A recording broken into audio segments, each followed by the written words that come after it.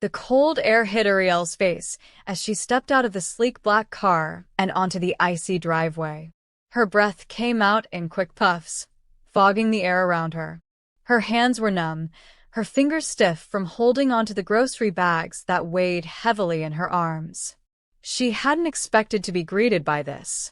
Christmas Eve, the most joyous night of the year, and yet, here she stood, outside her in-laws' mansion, the snow swirling around her in a cold, indifferent dance. The lights on the estate flickered like distant stars, but nothing could warm her. She had just wanted to make things right, to prove to her husband, Kyun, and his family that she belonged. She wanted to surprise them with a perfect Christmas dinner, the kind that would make them see her as more than just an outsider. She had gone out alone in the cold to buy all the ingredients she needed for a grand holiday feast, hoping to erase the tension that had been building in their household. She wanted to show them, once again, how much she cared. But now, as she stood at the door of their massive mansion, it felt as if her world had shattered into 1,000 cold, jagged pieces. Uriel pushed open the door, her heart in her throat. The scent of Christmas pine and cinnamon should have greeted her, but instead, a chill ran down her spine. Her suitcases were already lined up in the foyer, neatly arranged like soldiers ready to escort her out. Her heart pounded. What was going on? And then, the voice of her mother-in-law, Gina, cut through the silence, sharp and unforgiving. Adulteress. Her mother-in-law's voice rang in her ears like a bell, and the word echoed through her mind. How dare you bring that bastard child into our home? Uriel froze, her blood running cold. The grocery bags slipped from her fingers, apples and ribbons spilling out onto the marble floor. Her body refused to move. The world around her spun, and for a second, it felt like she was outside her own body, watching as the people she had tried so hard to win overturned against her. How dare you bring that bastard child into our home? Her mother-in-law repeated, her words like stones, each one a blow. Her voice was thick with disgust, her eyes cutting into Uriel like a knife. Her eyes scanned Uriel's rounded belly. Her mother-in-law's face twisted with contempt. Her breath hitched as the rest of the family joined in, their voices rising in a chorus of accusations. Her brother-in-law, Un, sneered at her, eyes narrowed with judgment. Shameless woman, he spat. Disgusting. We should have known better than to trust someone like you. She opened her mouth, but the words wouldn't come. She had no idea what was happening. What had they seen? She hadn't done anything wrong. She had never cheated on Kyun. But nothing she said could change their minds. Her world was crumbling around her, and there was nothing she could do. She tried to speak, to beg them to understand. I don't know what you're talking about. Please believe me, I would never. Her words were drowned out by the rising chorus of insults, the cruel accusations that tumbled from her in-laws' mouths like poison. And then there was Kyun. He didn't shout like the others. He didn't accuse her or throw her out. He just looked at her, cold, emotionless. His eyes no longer held any trace of the love they once shared. He stared at her like she was a stranger. Her knees wobbled as she stumbled forward, hands clutching her belly. Please, she whispered, her voice shaking. Please, I swear, on everything holy, I don't remember that night. But they didn't care. Nothing she said could undo the damage that had been done. Her father-in-law, Jean, stepped forward with a phone in his hand, his face twisted with anger. We know everything, he said, his voice cold and final. You thought you could hide it. He held up the phone, and Uriel's heart dropped into her stomach. The screen showed grainy hotel footage, the kind that made her stomach churn. It was from exactly 7 months ago. The dimly lit room. Her. Naked. Entangled in the sheets with a shadowed stranger. The stranger's face was hidden, but it didn't matter. Uriel's blood ran cold. It was her. She couldn't deny it. But how could this be real? She didn't remember that night. She remembered being at a business event with her sister, so young. She remembered drinking too much. After that, everything was a blur. She had woken up the next morning, fully clothed, her head pounding, confused. Her sister had sent her home in a taxi. But how had she ended up here, tangled with some man she didn't know? Her hands trembled as she reached for the phone, desperate to explain. I don't remember, she whispered. I was drunk. I thought I just passed out. I didn't sleep with anyone. I swear. But no one listened. The names they called her stung like knives. Liar. Her father-in-law yelled. Disgrace. Her mother-in-law spat. Her legs gave way, and she crumpled to the floor, clutching her belly. Tears streamed down her face as her sobs filled the cold, empty house. Please, she begged again, voice barely a whisper. Please, I didn't do it. I swear I didn't. Kyun didn't say a word. He didn't defend her. His cold eyes stared at her like a stranger, like she was nothing to him. Get out of my house, he said, his voice so calm, so final, that Uriel felt like the ground had been ripped from beneath her. I don't want you here anymore. Her chest tightened, her heart breaking as the reality of her situation hit her. They were kicking her out. The family she had given everything to. The family she had worked so hard to prove herself to. They were throwing her out. Alone. Pregnant. With trembling hands, she grabbed her suitcase, her body shaking from the cold. They pushed her out the door, her suitcases falling to the ground with a thud. She stumbled into the snow, her breath catching in her throat as she looked back at the mansion. The door slammed shut behind her, and the cold, biting wind cut through her thin coat. Her heart broke into 1,000 pieces as the tears froze on her cheeks. She had nowhere to go, no one to turn to. Her own family wouldn't believe her. Her husband had turned his back on her. The only thing she had was the baby growing inside her. And that thought, that small, fragile piece of hope, was the only thing that kept her standing. She pulled out her phone, her fingers trembling as she dialed the number of her younger sister, so young. She needed help. She needed someone who believed her. But in her grief and confusion, she sent the message to the wrong number. The phone in her hand buzzed, and she stared at the screen. A message from an unknown number. She didn't realize her mistake until it was too late. Across the city, Cho Yong Su, the youngest and most feared Korean Mafia boss in all of Seoul, stared at his phone in disbelief. The message he had just received wasn't a plea from some woman begging for money or favors. No, this message was different. This woman, desperate and broken, was telling her story. Her voice, even through the phone, sounded raw and vulnerable. And as the words sank in, something dangerous stirred in him. He had no idea who she was. He had no idea what had happened. But one thing was clear. She needed help. And Cho Yong Su never turned away someone in need, especially not someone who had been wronged. He looked at the screen again, his lips curling into a cold, calculating smile. He would find her. Uriel's body shook uncontrollably as she stumbled through the snow, her suitcase dragging behind her. The cold burned her skin like 1,000 needles, but it was nothing compared to the weight in her chest. She could still hear the insults echoing in her mind, see the cold, heartless faces of her in-laws, and feel the emptiness where Kyun's love had once been. The snow crunched beneath her boots with every step, but it was all muffled by the raging storm inside her heart. Her phone was still clutched tightly in her hand, but it was no use. She had sent her plea for help to the wrong number. Who would even answer a message from a stranger in the middle of the night? She stopped for a moment, her breath shallow as she looked around, her eyes scanning the silent streets. Everything was quiet, too quiet. She could hear her heartbeat pounding in her ears, feel the cold seep into her bones. The world felt like it had stopped, and she was alone in the middle of it all. No. She couldn't let herself break. Not now. Not when her baby needed her. Her hand instinctively moved to her swollen belly, a small gesture of protection. She needed to survive this.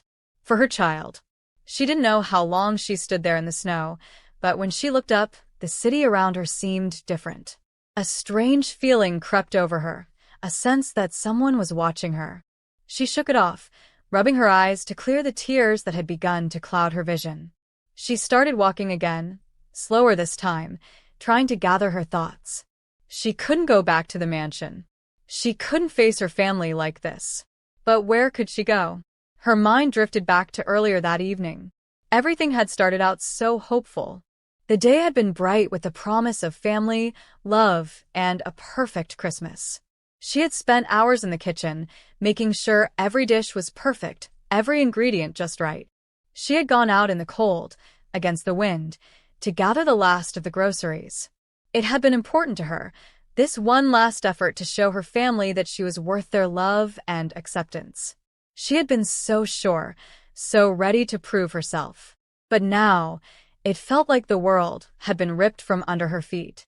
She thought of Kyun, her husband, the man she had given everything to. They had built a life together, shared dreams, hopes, and promises.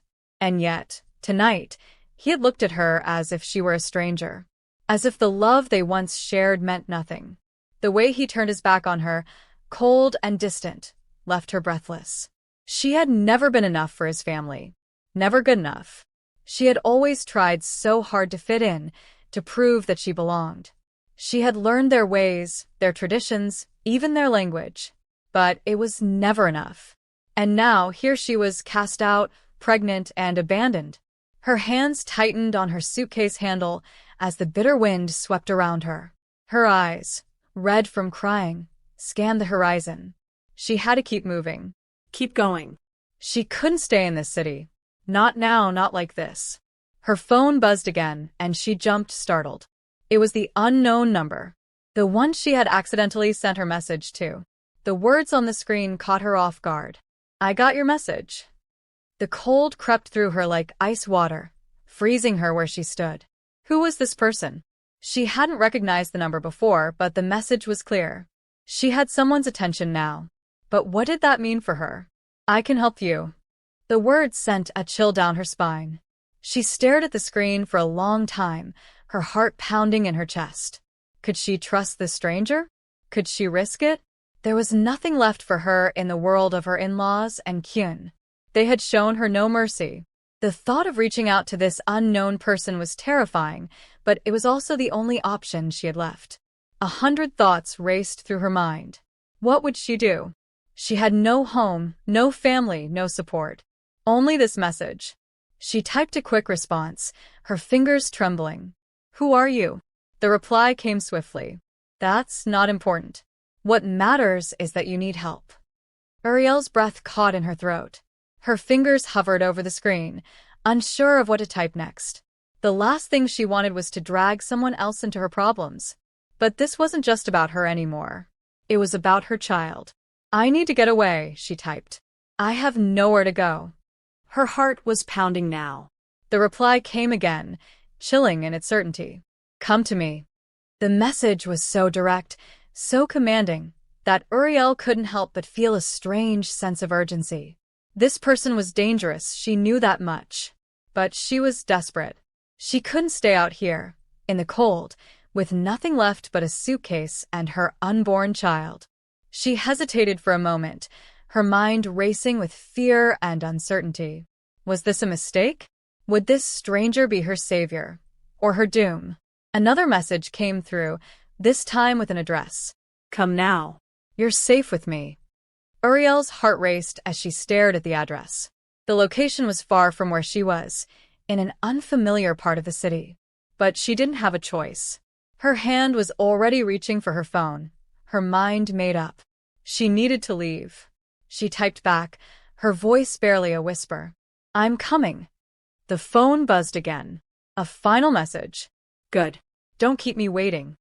Uriel slipped her phone into her coat pocket and looked around, her eyes scanning the empty street. The city was silent, as if it were holding its breath. The air was thick with tension, and Uriel's chest felt tight. But there was no going back now. She picked up her suitcase, ignoring the pain in her body, and started walking. Her legs felt weak, but she couldn't stop. She had no idea where she was going or who she was walking toward, but she had to move. For her child. For herself. As she walked, the cold seemed to intensify, biting at her skin. The night was darker now, the snow falling heavier, covering the streets in a blanket of white. Every step felt heavier than the last, but Uriel pushed forward, determined to make it to the place where she hoped she could find some kind of safety. Her mind was a blur, the thoughts swirling around her like the snowflakes that danced in the wind. She had no idea what kind of help she was about to walk into, but she had to trust that it was the only chance she had left. And then, just as she thought she couldn't take another step, a black car pulled up beside her, its engine purring like a predator in the night. The window rolled down, revealing the face of a man. His eyes were dark and unreadable, his face cold and emotionless.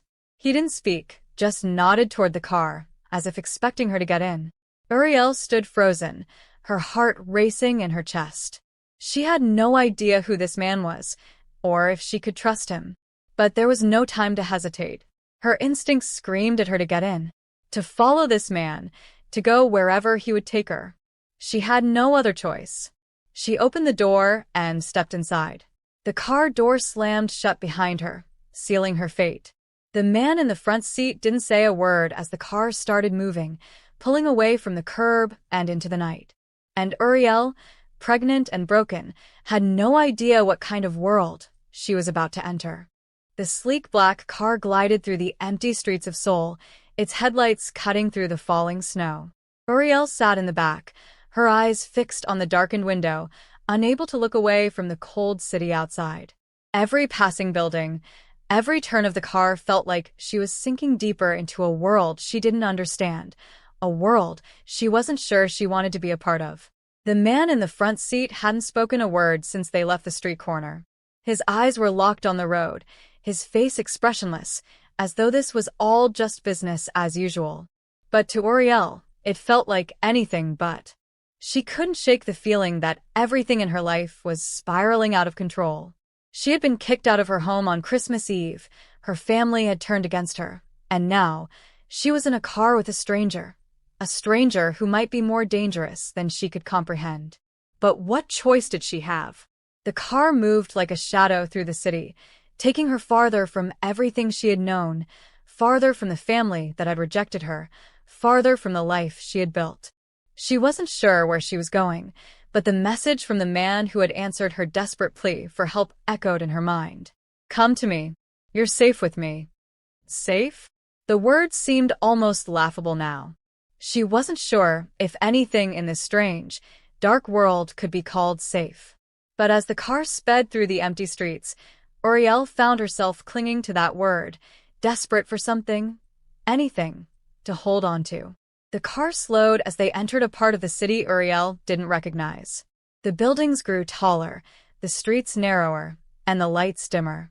This wasn't the part of the city where she had lived, where she had tried to fit in, to prove herself worthy of love and acceptance.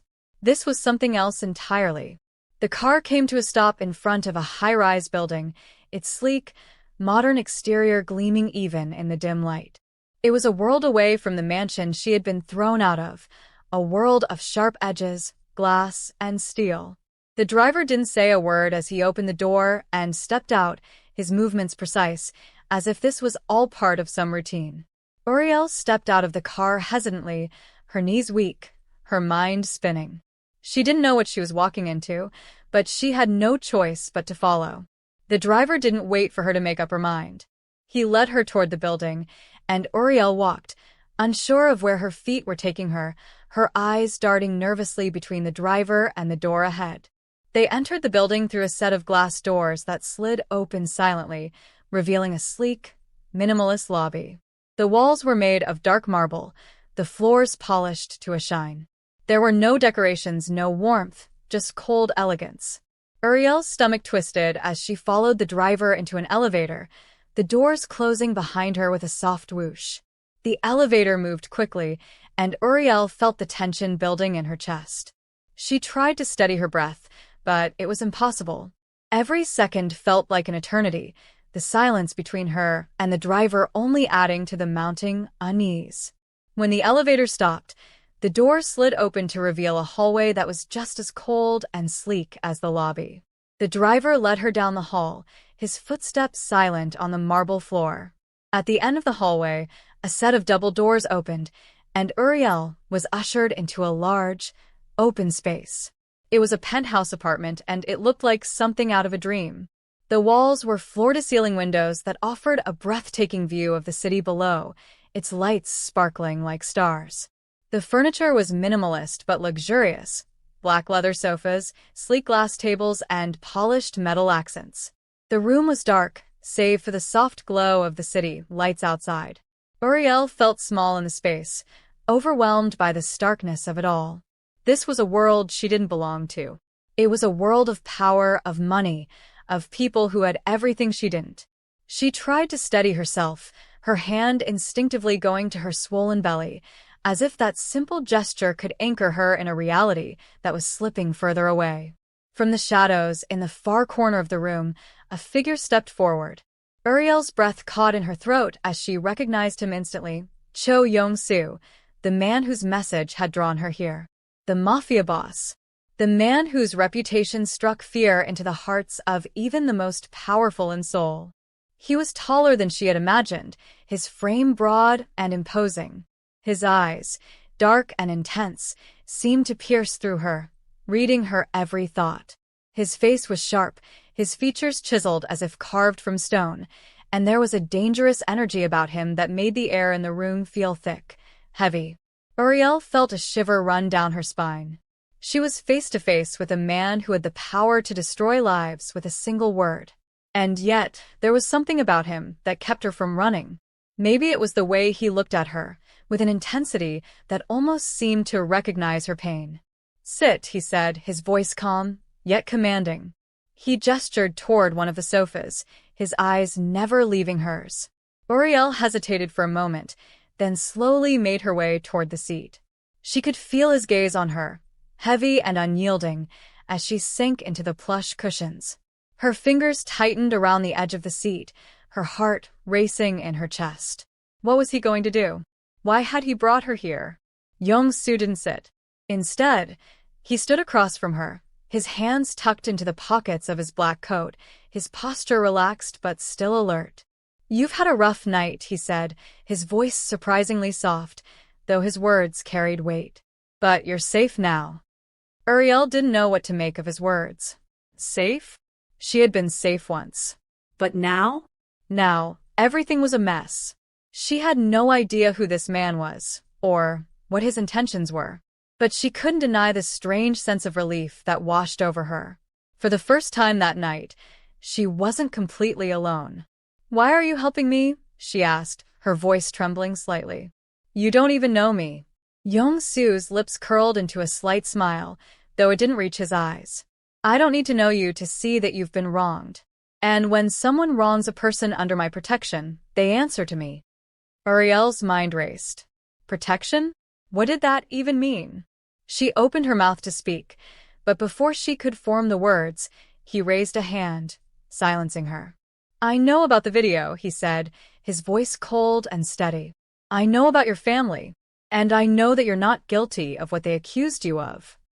Uriel froze. She couldn't speak. How did he know all of this? Who was this man, really? He took a step forward, his eyes locked on hers. "I don't need you to explain anything. I'm here to help you, and I will. But I need to know that you trust me." Uriel's mind was a whirlwind of confusion and fear.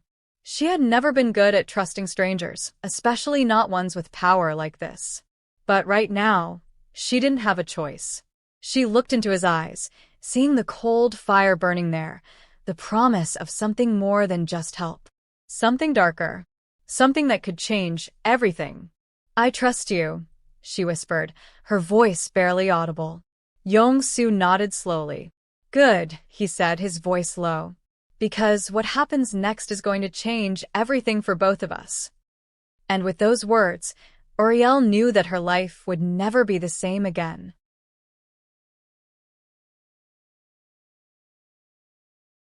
The morning after Uriel arrived at the penthouse was cold and still. The winter sun filtered weakly through the floor-to-ceiling windows, casting long shadows over the sleek furniture. The city below was waking up, but inside the penthouse, there was only silence. Uriel lay in a guest room that felt too big for her, surrounded by soft linens and warmth that she hadn't felt in days.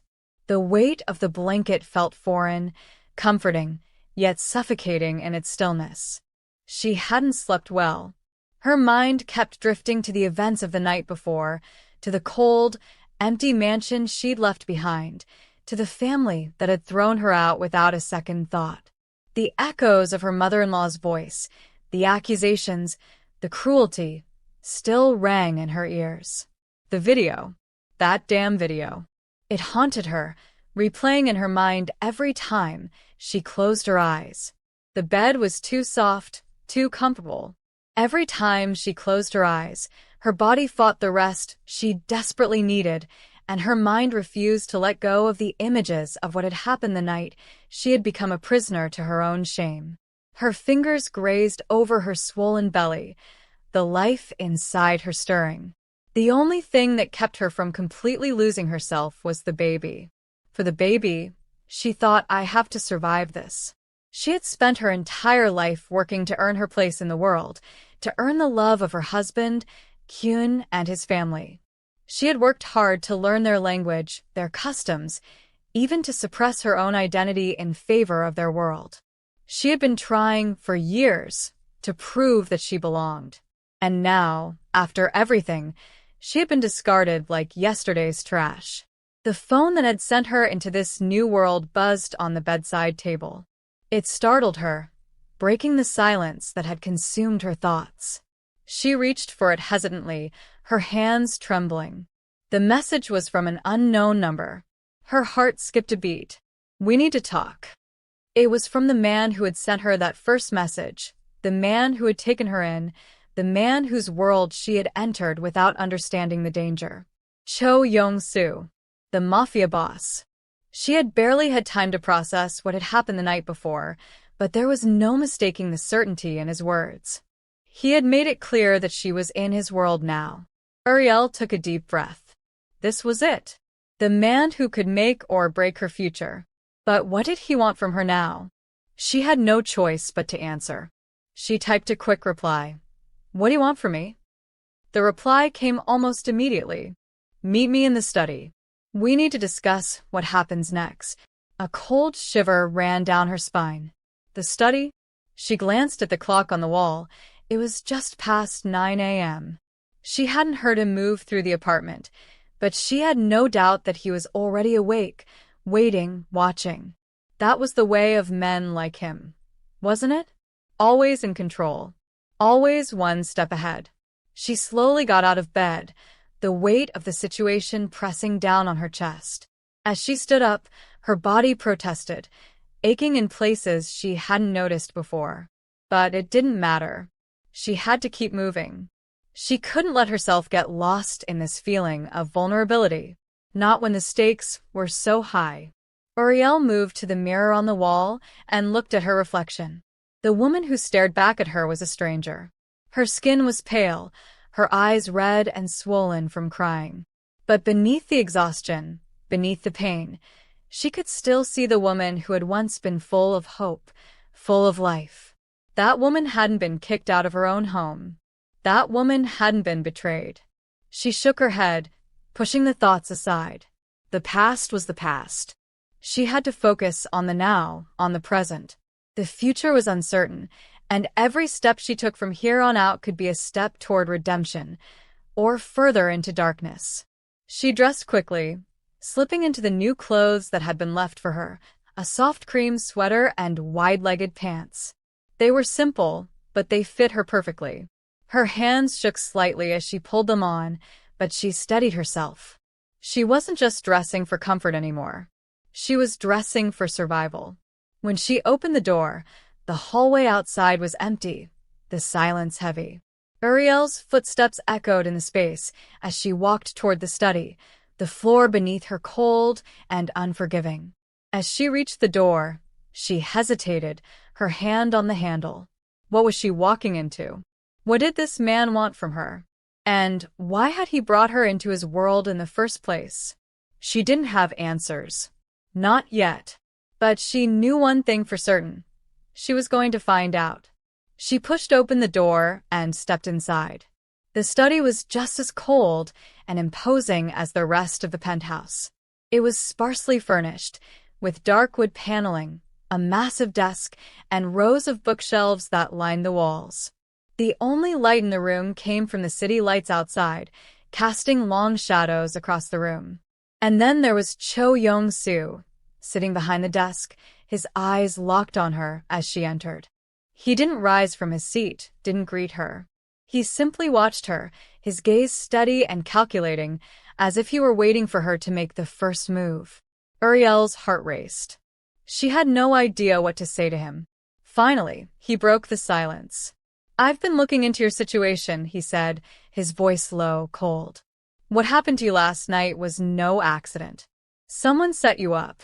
Someone wanted you to be humiliated. And I'm going to find out who." Uriel's breath hitched. She hadn't been imagining it. There was something bigger behind all of this. Something she couldn't see yet. Yong Su leaned forward, his eyes narrowing. "But before we get into that, I need to know one thing from you, Uriel." She met his gaze, trying to steady her nerves. "What? Do you want justice?" he asked, his voice still cold, but there was a steel edge to it. "Do you want revenge on those who have wronged you?" Uriel's mind raced. Her body felt as though it were frozen in place. Revenge? Was that what she wanted? She thought of her in-laws, of Kyun, of the family she had given everything to. The anger swelled inside her, dark and bitter. How could they do this to her? How could they turn on her so easily? For a moment, she thought of saying yes. Yes, she wanted revenge.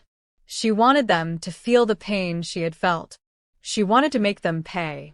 But then, she thought of her baby, the small life growing inside her, and the future that she still had to protect.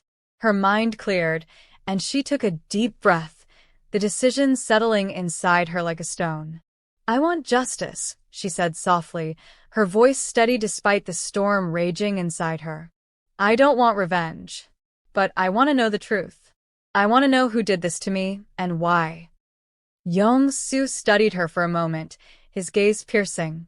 Finally, he nodded. "Good," he said. "The truth is a powerful thing. And once we find it, there's no going back." Uriel didn't know what he meant by that.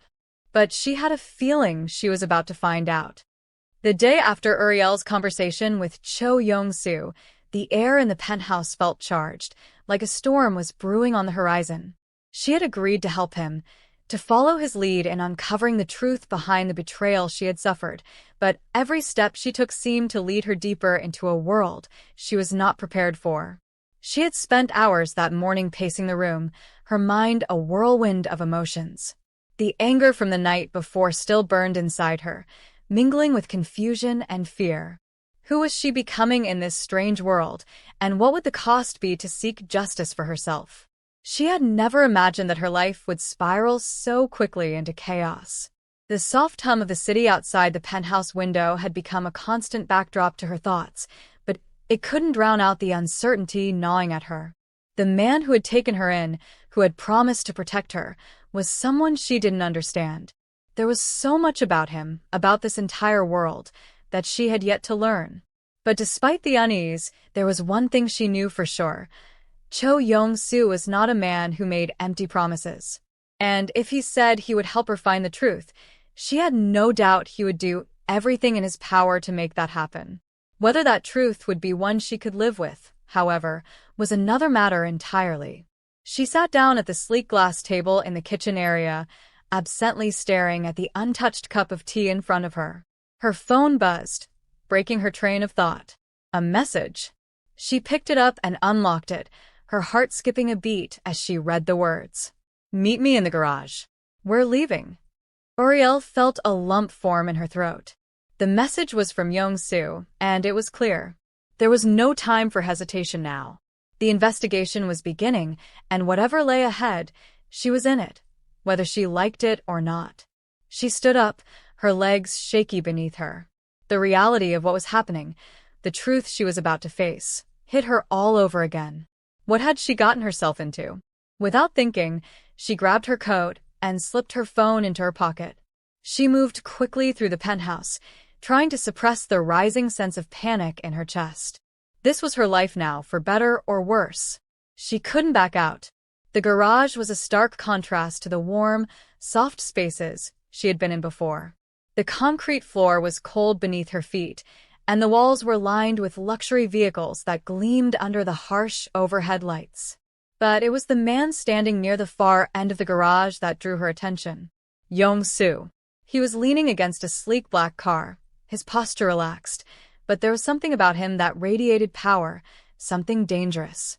His eyes were fixed on her as she approached, and for a moment, Uriel felt like she was walking into the lion's den.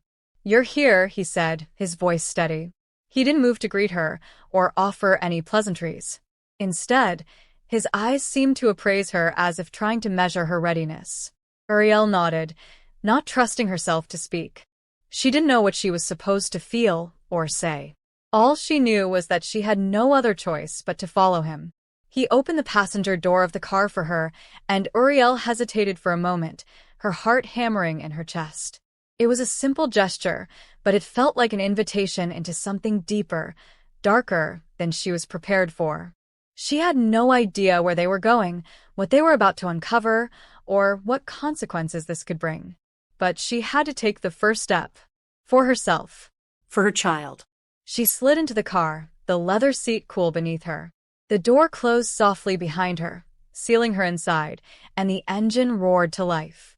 Yong Su didn't say anything as they drove through the quiet streets of Seoul. The city seemed to blur around them, the buildings and lights melting together in the dark, like a backdrop to the storm that was unfolding in Uriel's life.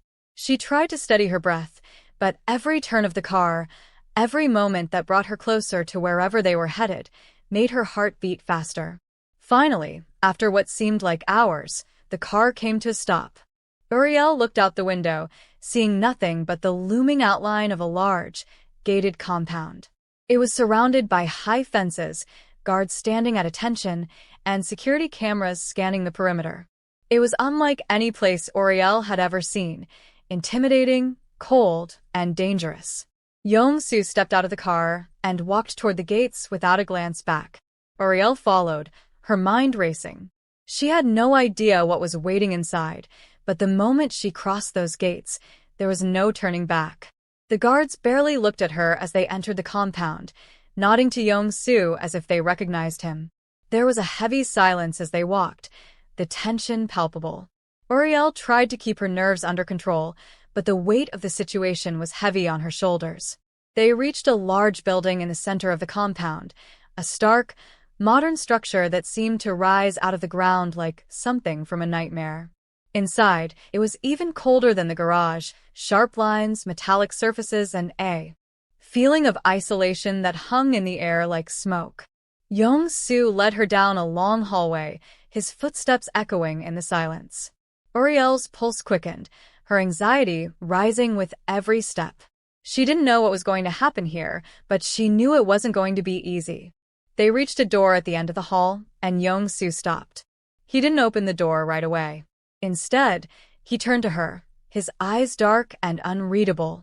"Are you ready?" he asked, his voice low, almost a whisper. Uriel swallowed hard. "For what?" He gave her a small, almost imperceptible smile. "For the truth." Before she could respond, he pushed the door open, revealing a room filled with monitors and computers. A small team of people sat at desks, their eyes glued to the screens in front of them. There was a sense of urgency in the air, and Uriel felt the weight of it immediately. One of the men at the desk looked up as they entered. He was older, his face lined with age and experience, but his eyes were sharp. Yong Su turned to him. "Show her the footage." The man nodded and pressed a button on the console.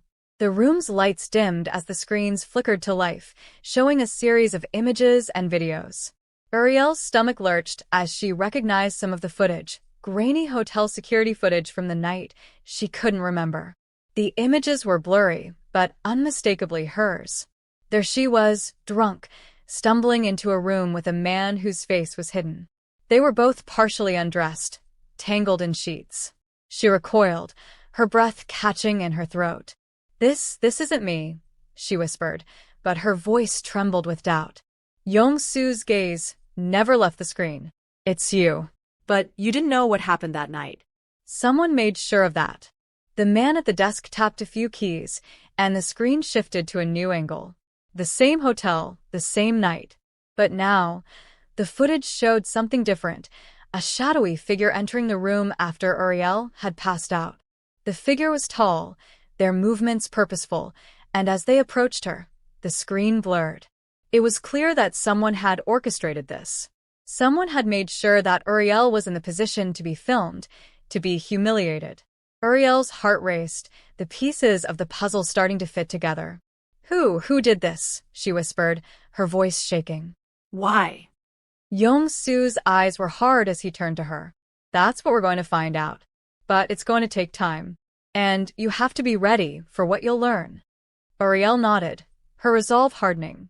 She didn't know what the truth would be, but one thing was certain. She wasn't backing down now. She had come this far. She had to see this through. Yong Su's voice was calm, but his words held a chilling promise. "We're going to take down whoever did this to you. And when we do, they'll regret ever crossing us." As the room filled with the sound of the monitors, Uriel took a deep breath. She was no longer the woman who had been cast out into the snow. She was something else now, something stronger, something ready to fight.